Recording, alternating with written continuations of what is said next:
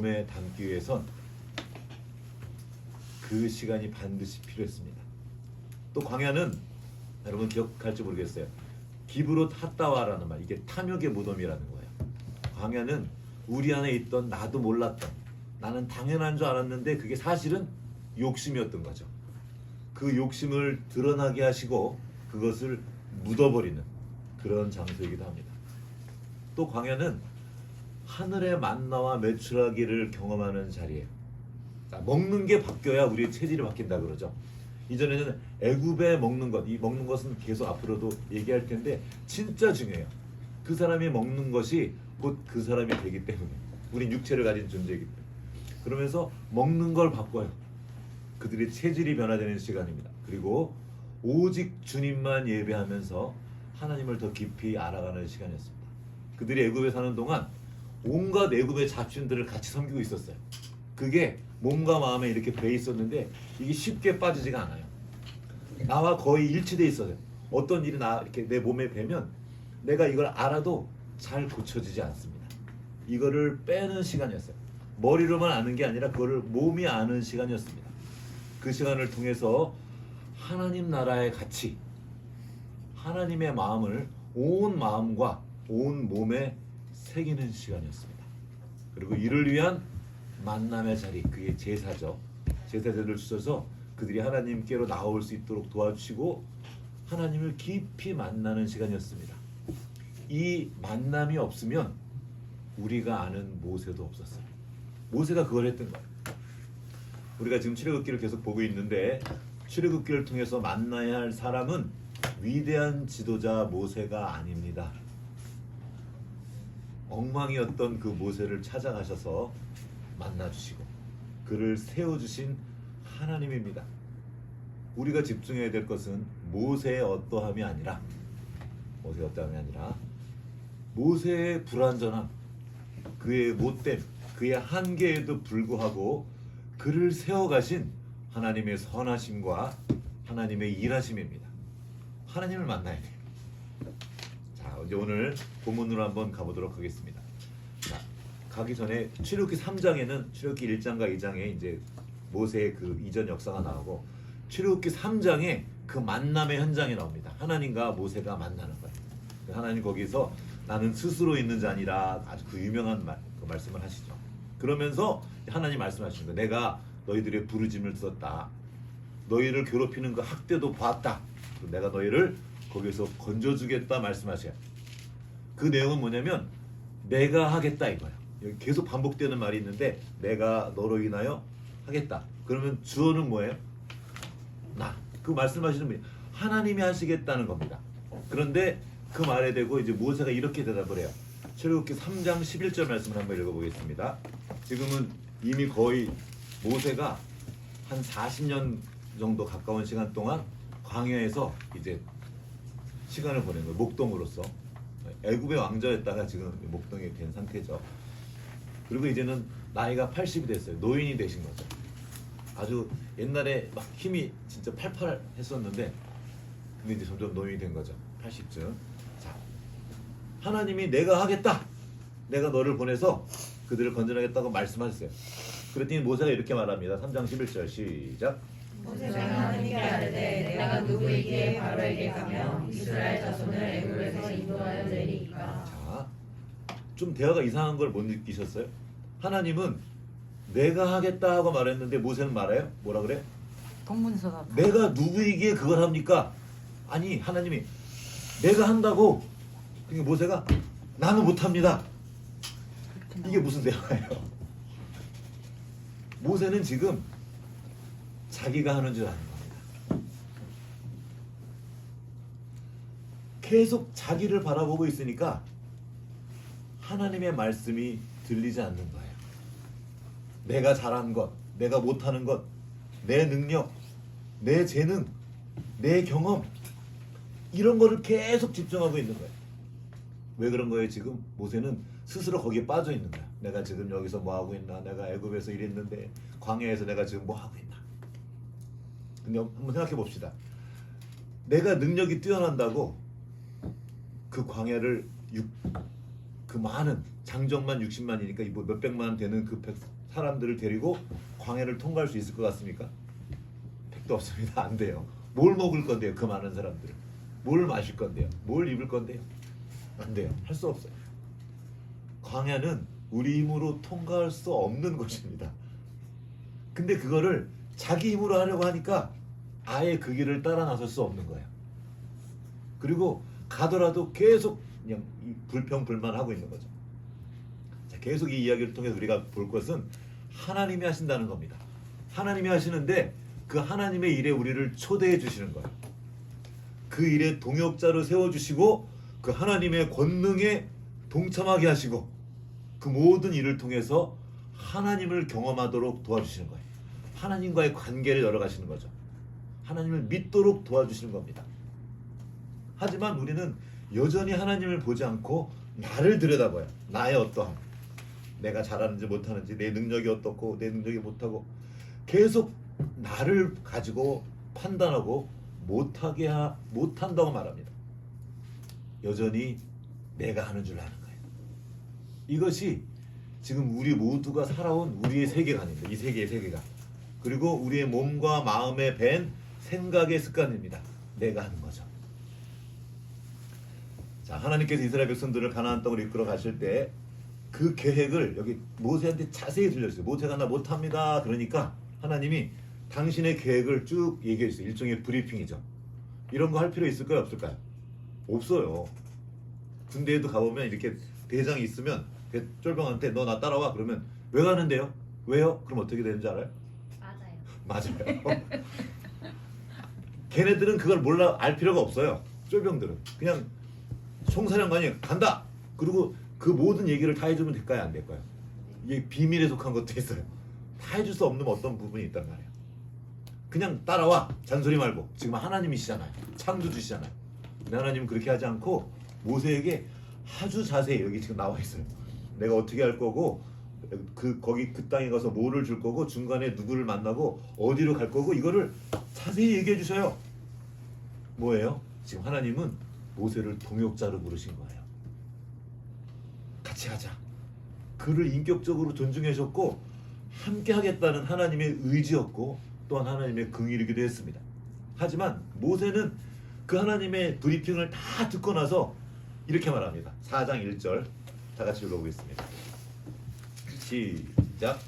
모세가 대답하여 이르되 그러나 그들이 나를 믿지 아니하며 내 말을 듣지 아니하고 이르기를 여호와께서 내게 나타나지 않으셨다 하리이다. 자, 모세가 나름 꼼꼼한 사람이었던 건데 가만히 듣고 있다가 딱 헛잡아짓는 거야. 아니 그들이 내 말을 안 믿으면 어떻게 해요? 내 말을 듣지 않고 하나님이 안 나타났다 그러면 어떻게 할까요? 하고 물어보는 거야. 자, 하나님이 하신다 그랬으면 이 정도를 생각 못 하셨을 거예요. 다 계산하고 말하셨지만 모세는 그 말을 지금 안 믿고 있는 거예요. 지금 하고 싶은 거 하기 싫은 거예요. 하기 싫은 거예요. 어떻게든 안 할 거리를 찾는 겁니다. 그리고 사실은 난 당신 못 믿겠어요. 그거예요. 내가 하나님을 어떻게 믿습니까? 그 말을 지금 사실 하고 있는 거예요. 그럼 하나님이 화를 내야 되는데 화내지 않고 좀 이따 화내요.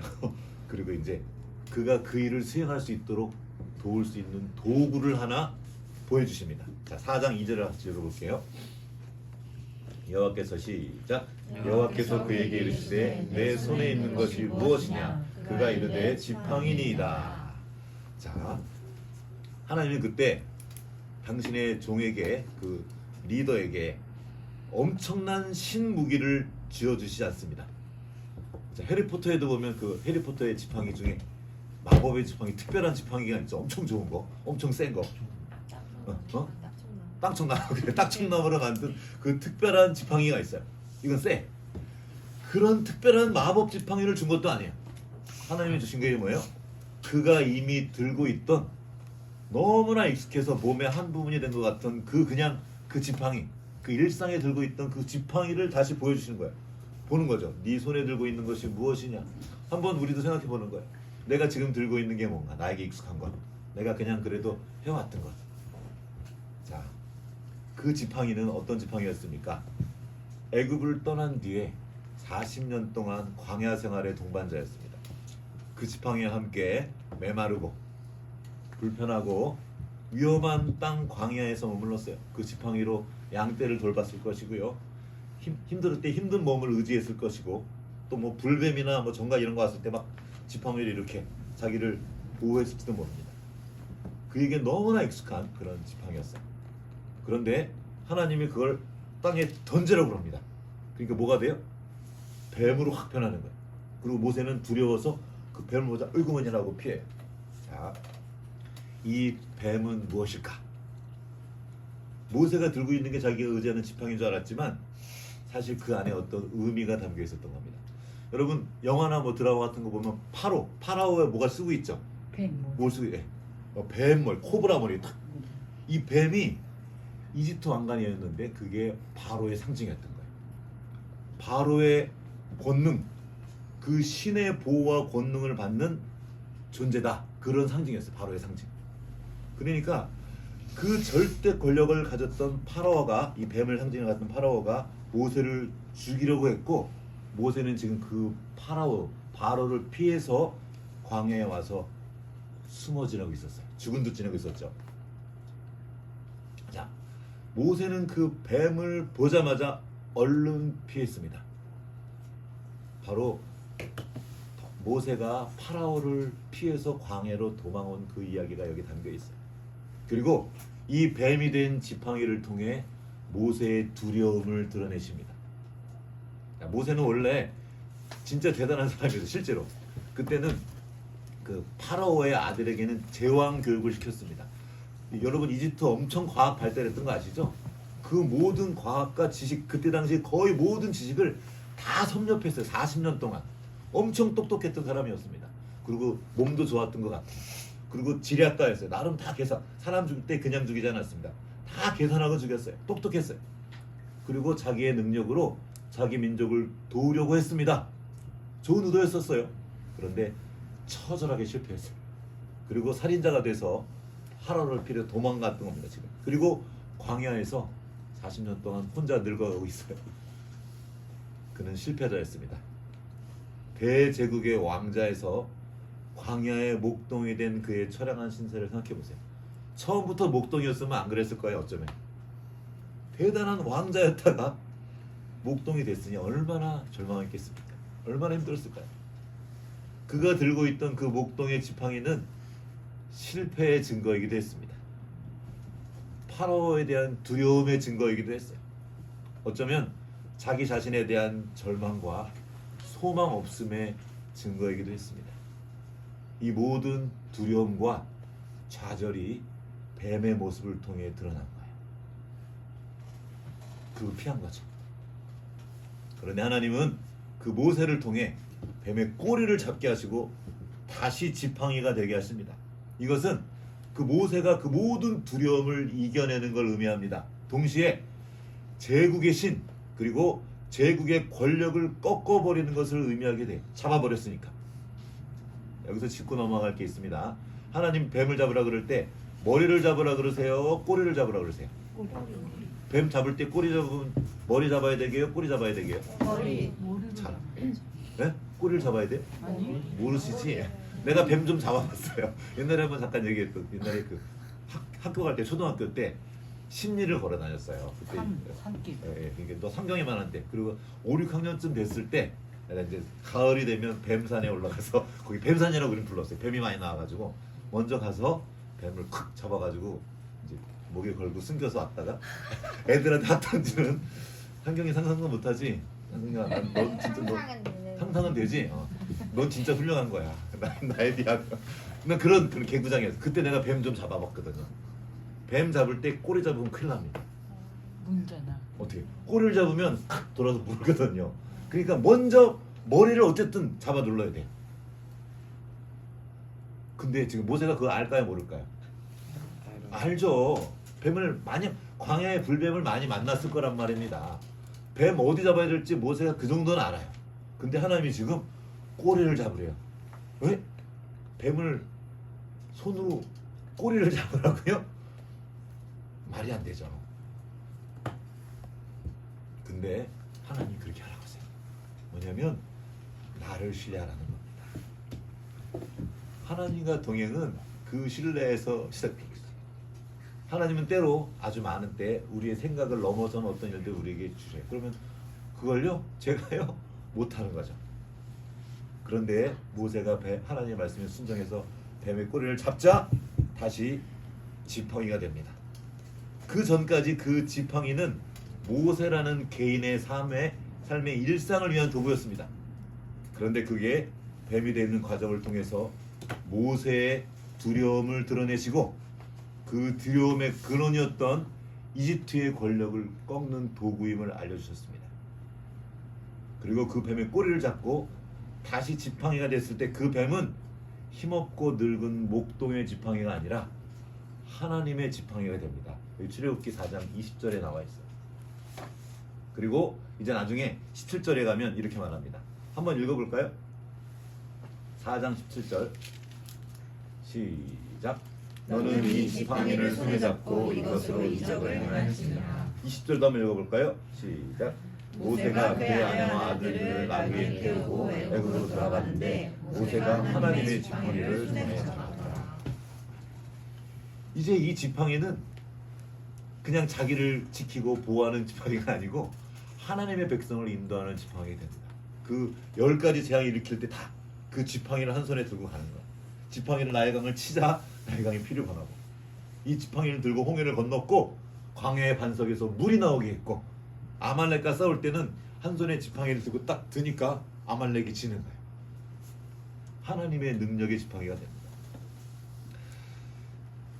하나님은 때로 우리가 모른 척하고 있었던, 어쩌면 다시는 꺼내고 싶지 않았던 그곳의 두려움을 드러내십니다.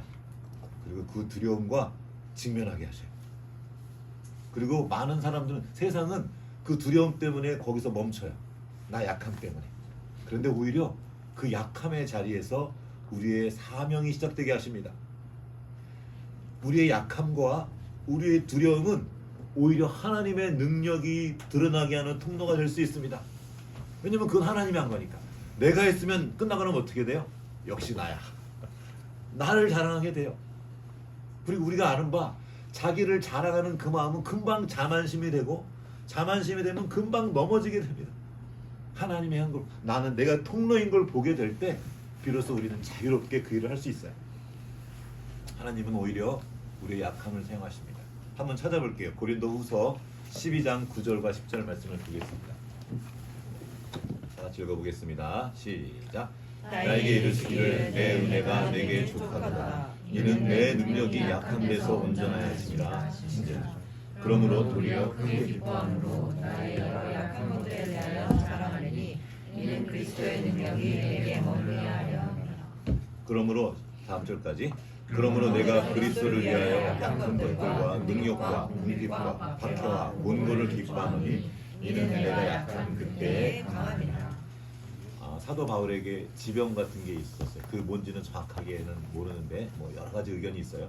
어쨌든 사도 바울이 주님 앞에 나가서 간곡히 3차례나, 그냥 3번 잠깐 기도한 게 아니에요. 어느 기간을 두고 간곡히 기도한 거예요. 나를 좀 도와주세요. 그때 하나님이 주신 음성입니다. 내 은혜가 내게 족하도다. 그러면서 말씀하신 거죠. 그 의미를 알게 해주신 거예요. 이거 좀 싹 없어버리면 좋은데 그게 여전히 내 안에 있는 거예요. 나의 약함과 그 두려움이 여전히 있는 거예요. 그거를 하나님이 두시는 거예요. 저도 그걸 계속 느끼는 거예요. 제가 지금 이제 50 중반을 넘어가고 있는데, 제가 어렸을 때는 이쯤 되면, 나이가 이쯤 되면 다 괜찮을 줄 알았어요. 별로 두렵지도 않고 웬만한 건 다 괜찮고 참을 수 있고. 근데 시간이 지나도 여전히 두렵고 여전히 걱정스럽고 여전히 어찌해야 될지 모르는 게 많고, 이런 계속 있는 거예요. 근데 하나님이 주신 거죠. 내 은혜가 내게 족하다. 그리고 걱정하지 마라.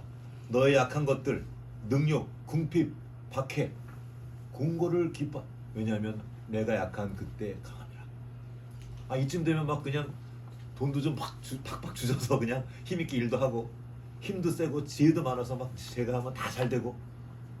그런데 그렇지 않게 하시는 은혜를 경험하고 있는, 그래서 더 주님을 의지하고 또 엎드리게 하시는 거죠. 우리는 하나님의 일을 하려면 어떤 대단한 능력이 있어야 하는 줄 압니다.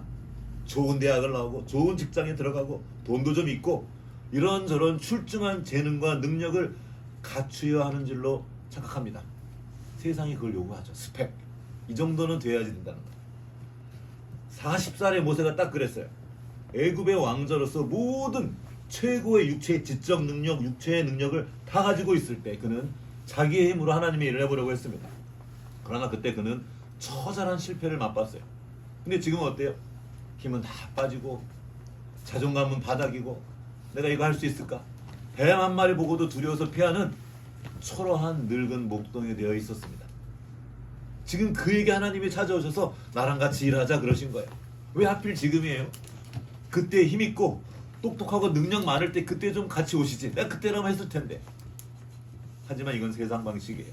세상은 말합니다. 쓰임 받으려면 탁월한 능력, 재능과 스펙을 가지고 오라고 말합니다. 우리는 많은 때 그래서 많은 거기에 시간과 애덕을 써요. 근데 주님은 말씀하십니다. 그냥 나와라. 있는 그대로. 상관없다는 거예요. 내가 할게. 너는 다만 나를 신뢰하고 따라오면 돼. 그러면 내가 이룰게. 그러면서 지금 네가 보고 있는 그 세상의 질서를 내가 새롭게 할 거라고 말씀하십니다. 그리고 네 안에 있는 그 두려움들은 치워버리고 나를 믿으라고 하십니다. 그리고 오늘 우리에게도 오셔서 묻는 거예요. 네 손에 든 것이 무엇이냐? 우리가 손에 든 것이 별거 아닐 가능성이 커요. 모세처럼. 그냥 지팡이 같은 거예요. 그냥 일상을 살아가게 하는 평범한 걸 씁니다. 그런 걸 수 있어요. 너무 별 볼 일 없어가지고 내세울 것도 없고, 아니 지금 바로에 군대가 있는데 지팡이 딱 들고 가지고 싸운다는 게 말이 돼요? 말도 안 되죠. 내세울 것 없어서 자존감도 떨어지고 자기를 보고 세상을 보면 너무 두려워서 꼼짝도 못할 것 같아요. 그러나 상관없다는 겁니다.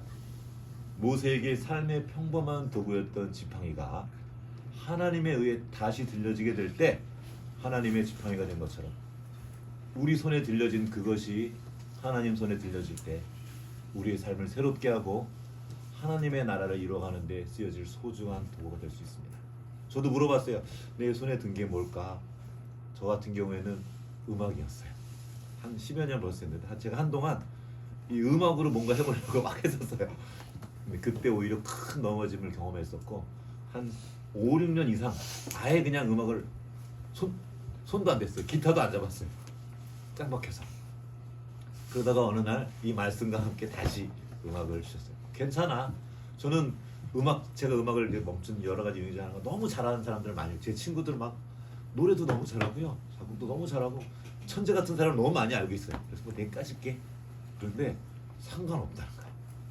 그때 동요부터 만나기 시작했어요. 노래를 만들고 같이 부르고 대단한 거 안 해도 괜찮은 거예요. 유명하지 않아도 괜찮은 거예요.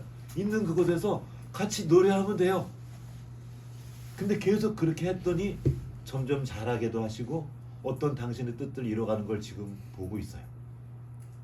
괜찮다는 거예요. 근데 사단은 그거를 못하게 하는 거예요. 잘하지 않을 거면 하지도 마. 그럴 거면 시작도 하지 마. 우리를 끊임없이 흔드는 사단의 음성이, 걔의 특징은 뭐냐면 정죄예요. 정죄. 참소. 네가 잘못했어. 넌 안 돼. 넌 자격도 없어. 네까지 깨모. 넌 실패자야. 해봐야 소용없어. 네가 뭘 할 수 있겠어. 난 네가 지난 여름에 한 일을 알고 있어. 우리의 과거를 붙들고 지금 현재 있는 연약함을 확대해서 보게 하고 세상과 비교하게 만들고 결국에는 두려움에 떨면서 머물러 있게 아무것도 못하게, 꼼짝 못하게 하고 있는 음성입니다. 이게 사망이에요. 두려움은 우리를 꼼짝 못하게 합니다. 사망의 상태. 그러나 우리는 분명히 알아야 됩니다. 그 음성은 우리를 살리는 음성이 아니고 우리를 묶어두는 거짓말입니다. 사단의 참소. 하나님으로부터 온 음성이 아니에요. 참소자죠. 사단은 참소하는 사람입니다. 참소는 뭐냐면 욕하는 거예요. 못된 걸 계속, 그 사람의 단점을 계속 드러내고 그거를 고자질하는 거예요. 그걸 참소라고 불러요. 이 참소자는 우리의 과거와 오늘의 현실을 계속 들춰내면서 끊임없이 두려움을 심어주지만 그건 거짓말입니다. 어떤 사실을 근거로 하기 때문에 우리가 깨갱하지만 그래도 괜찮다는 거예요. 일단 주님께로 가면 주님이 그런 우리를 빚으십니다. 그리고 그 모든 걸 넘어설 수 있도록 주님이 도우셔요.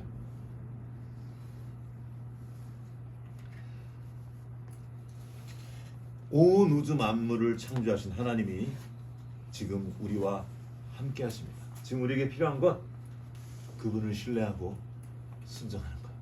가면 돼. 하지만 우리는 이미 세상의 사고방식에 찌들어 있습니다. 우리 어쩔 수가 없어. 우리가 거기 살고 있으니까. 모세도 그랬던 거죠. 그래서 그 참소의 말에 우리도 모르게 더 귀를 기울입니다. 모세가 계속 말하죠. 하나님이 그렇게까지 설득하시는데 뭐래 그래요? 이 설명을 듣고 지팡이를 쥐어준 다음에 기적도 다 봤어요. 막 그러면 하나님 이제 가겠습니다 그랬나요? 아니요. 그 뒤에도 전 안 돼요. 전 못해요. 전 본래 말을 못해요. 전 입이 뻣뻣해요. 이렇게 다 지금 지입으로 말하면서도. 그리고 또 말합니다. 보낼 만한 자를 보내세요. 난 안 된다니까요. 그때 하나님이 목소리를 높여주며 말합니다. 그 입을 누가 지었냐? 내가 짓지 않았냐. 온 우주 만물을 지은 내가 너를 도울게. 하나님이 지금도 우리에게 말씀하셔요. 우리는 잘한 다음에 하려고 하는데 그러면 아무것도 못해요. 그냥 하는 거예요. 그냥 하다 보면 잘하는 건 하나님이 하게 하셔요. 내 몸에 배게 하고 그것이 내 진짜 실력이 되게 하고 실제로 탁월하도록 만드십니다. 지혜를 부어주세요. 근데 우리는 갖춘 다음에 가려고 하는 거죠. 못 갑니다. 하나님은 실수로 모세를 부른 게 아니었습니다. 상황 파악 못해서 모세를 잘 몰라서 그때 부르신 게 아니에요. 때를 잘못 고르신 것도 아니에요. 정확한 타이밍에 모세를 부르셨습니다. 모세의 잘남과 능력 때문에 부르신 게 아닙니다. 능력은 하나님이 많으세요. 하나님께서 필요한 사람은 능력 많은 사람이 아니라 자기 자신에게서 눈을 떼고 하나님을 바라보고 하나님을 신뢰하며 순종할 사람입니다. 고린도전서 1장 27절부터 29절까지 같이 읽어보겠습니다. 시작. 그러나 하나님께서 세상의 미련한 것들을 택하사 지혜 있는 자들을 부끄럽게 하려 하시고 세상의 약한 것들을 택하사 강한 것들을 부끄럽게 하려 하시며 하나님께서 세상의 천한 것들과 멸시받는 것들과 없는 것들을 택하사 있는 것들을 폐하려 하시니 이는 아무 육체도 하나님 앞에서 자랑하지 못하게 하려 하십니다. 여기 뭐 너무 턱 와닿아요. 약한 것들, 멸시받는 것들, 천한 것들, 없는 것, 화가 써요. 없는 것들. 그런 우리를 통해서 일하신다는 거예요. 왜요? 아무 육체도 하나님 앞에서 자랑할 수 없게. 하나님은 끊임없이 말씀해. 성경에 보면 네 육체를 자랑하지 마라. 근데 우리는 그 음성이 안 듣고 어떻게든 내 자랑거리를 만들려고 했습니다. 뭐라도. 주님의 능력을 힘입는 것보다 내 능력을 뽐내고 싶어 합니다. 내가 했다고 말하고 싶어요. 그러는 동안 우리는 주님을 바라보지 않습니다. 내 시선이 나에게 행동에 향해 있는 거죠. 그러면 정말 큰 어려움이, 조금만 잘해도 정말 교만해지고 조금만 못해도 또 확 찌그러들어요. 자존감 확 떨어지고. 나에게 근거를 둘 때 그렇게 됩니다. 나의 찌질함을 내가 만날 때, 내가 정말 아무것도 아님을 깨닫게 될 때 우리는 그제서야 하나님을 바라보게 되죠. 근데 아십니까? 우리가 진짜 하늘의 능력을 나타낼 때는 내가 아무것도 아닌 걸 보는 거예요. 내가 정말 아무것도 아니어서 온전히 주님만 바라보고 주님을 신뢰하고 주님 일하세요. 주님의 말씀을 따라갈 때 나를 통해 나의 그 별 볼 일 없어 보이는 그 일상을 통해서 주님의 능력이 나타나기 시작합니다. 그 작은 일이 아니라 하나님은 지금도 그 연약한 자를 들어서 사용하십니다. 그 방식이 바로 십자가예요. 내가 죽고 주님이 나타나는, 그 능력이 나타나는 자리죠. 그 씨앗이 땅에 떨어져 문드러지고 썩어서 죽을 때 싹이 움트는 것처럼 내가 아무것도 아닌 것을 깨닫는 그 자리에, 그리고 그 자리에 주님을 초대하는 거죠. 주님이 오늘도 물으십니다. 내 손에 있는 게 뭐냐? 이런 질문이에요. 무엇으로 살 건데? 네 능력으로 살래? 내 능력으로 살래? 십자가의 주님을 신뢰하며 살라고 초대하는 겁니다. 가정에서, 부엌에서, 학교에서, 직장에서, 그리고 저도 뭐 아이들 독서 모임 하는 그런 자리, 여기 이렇게 모여서 함께 예배하는 이 자리, 아이들을 가르치는 그 현장, 내가 쓰는 펜일 수도 있어요. 내가 맨날 쓰는 펜일 수도 있어요. 이 노트북일 수도 있어요. 이렇게 어머니 뜨개질과 반일일 수 있어요. 기타 치고 카혼하고 익숙한 모든 상관없어요. 피리 불고 인형도 만들고. 그 작은 것들, 그거 우리가 들고 있는 것이 무엇이든 아무 상관없습니다. 어떤 실패를 했던, 어떤 좌절과 두려움이 있던 상관없습니다. 지금 자기를 비우고 주님을 바라봐요. 그러면 주님께서 우리를 통해서 당신이 시작하신 그 선한 일, 하나님 나라를 이 땅에 오게 하는 일들을 시작하실 겁니다. 빌립보서 1장 6절 말씀이에요. 너희 안에서 착한 일을 시작하신 이가 그리스도 예수의 날까지 이루실 줄을 우리는 확신하노라. 하나님이 우리 안에서 새 일을 시작하셨습니다. 선한 일을 시작하셨어요. 그리고 시작하신 주님께서 완성하실 겁니다. 지금 우리에게 필요한 건 잘하는 게 아니라 순종하는 겁니다. 순종하면 잘하게 하시는 거는 주님이 도우셔요. 계속 순종하는 동안 내가 할 수 없다고 여기는 거를 하게 돼요. 내 한계를 계속 넘어선, 그게 모세의 이야기예요. 모세는 그 할아버지는 할 수 없는 것 투성이었어요. 근데 계속 뭔가를 새롭게 하게 됩니다. 그 나이에 우리가 순종하는 동안 우리가 누군가를 도울 수 있는 사람으로 성장하게 돼요. 주님께서 우리를 타관하도록 도우셔요. 지혜도 주십니다. 그렇게 우리가 아는 위대한 지도자 모세가 세워졌습니다. 나를 향해 있던 시선, 나의 난 이거 잘하고 못하고 나를 잘 보이고 싶고 제가 나를 어떻게 볼까, 저는 이런 거 싹 치우고 주님을 바라보는 거예요. 주님의 음성을 듣고 주님께서 맡겨주신 내 손에 든 그게 뭐가 됐던 그걸 주님께 올려드리고 그 모든 삶의 자리에서 주님의 능력이 나타나게 하는 하나님 나라의 사역자로 발견되면 좋겠습니다. 같이 찬양하겠습니다.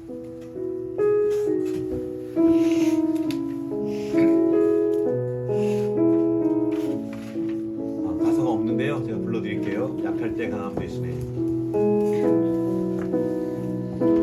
약할 때 강함 대신에 나의 보배가 되신 주 나의 모든 것. 주 안에 있는 보물을 나는 포기할 수 없네. 주 나의 모든 것. 예수 어린 양 존귀한 이름 예수 어린 양 존귀한 이름. 십자가 제사하셨네. 십자가 제사 주님의 이름 찬양해. 주 나의 모든 것. 쓰러진 나를 세우고 나의 빈잔을 채우네. 주 나의 모든 것. 예수 어린 양 예수 어린 양 존귀한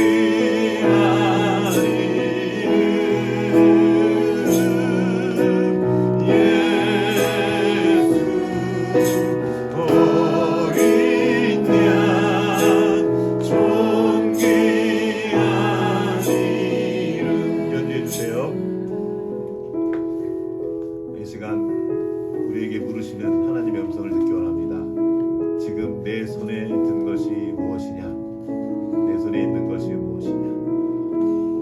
주님께서 새로운 것을 우리에게 요구하시는 것이 아닙니다. 내가 일상에 누리는 그 모든 것, 내 삶, 그 자체를 주님께 올려드리는 겁니다. 그러면 주님께서 그것을 들어서 당신의 아름답고 거룩한 나라를 만들어 가실 겁니다. 내 손에 든 것이 무엇인지 한번 이렇게 생각해보고 살펴보면 좋겠습니다. 그리고 그것을 주님께 내어드리기 원합니다. 나의 두려움을 보고 나의 걱정과 절망, 실패한 그 모든 것들을 내려놓고 주님이 주신 그 하나님의 지팡이를 다시 받겨납니다. 주님의 손에 들려졌다가 다시 내게 온 그것은 더 이상 이전의 그것이 아닙니다. 주님께 새롭게 하신 하나님의 능력을 나타낼 하나님의 도구입니다. 주님께서 우리의 눈을 여셔서 그 능력의 지팡이를 보기 원합니다. 잠깐 기도하시겠습니다.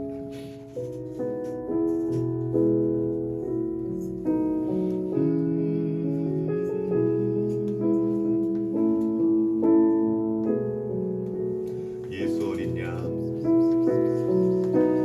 예수 어린 양, 존귀한 이름,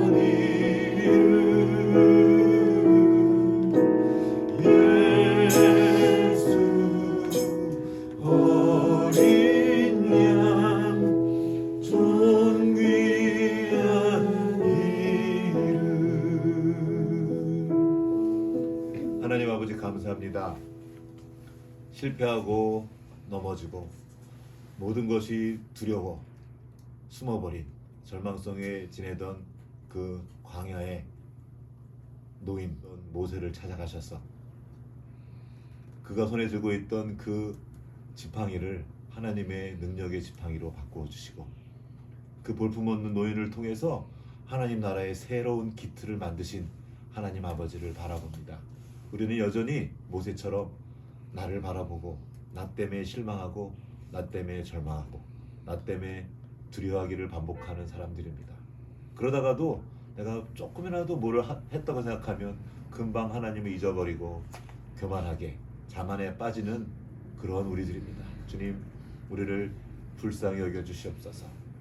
그리고 우리에게 은혜 베푸셔서 우리를 찾아와 말씀해 주시는 그 주님을 우리가 볼 수 있도록 도와주시옵소서. 우리의 삶의 자리에서 그 일상 가운데에서 그 하나님의 능력이 나타나기 원합니다. 바로 그곳에서 하나님의 생명이 흘러가게 하기 원합니다. 주님, 우리 모두에게 함께 하셔서 주님이 우리와 함께 하시는 것을 보게 하시고 그분의 능력이, 그 권능이 내 삶의 자리에 가득한 것을 볼 수 있도록 도와주시옵소서. 내가 어떠하든, 내가 잘났든 못났든 실패했든 넘어졌든 어리건 노인이건 상관없이 주님께서 우리와 함께 하실 때 하나님의 능력이 나타나는 것을 믿음으로 오늘 하루를 그렇게 살아갈 수 있도록 도와주시옵소서. 지금은 교회의 머리 대신 우리 구주 예수 그리스도의 은혜와 하나님 아버지의 크신 사랑하심이 이제 하나님의 함께 하심을 믿고 주님께서 우리의 손에 맡기신 우리 일상을 통하여 하나님의 생명을 나타내고 그 나라의 백성으로서 그 나라의 사역자로 살아가기 원하는 여기 모인 모든 주님의 사역자들 가운데 이대로부터 영원토록 함께 하시옵기를 간절히 축원하옵나이다. 아멘.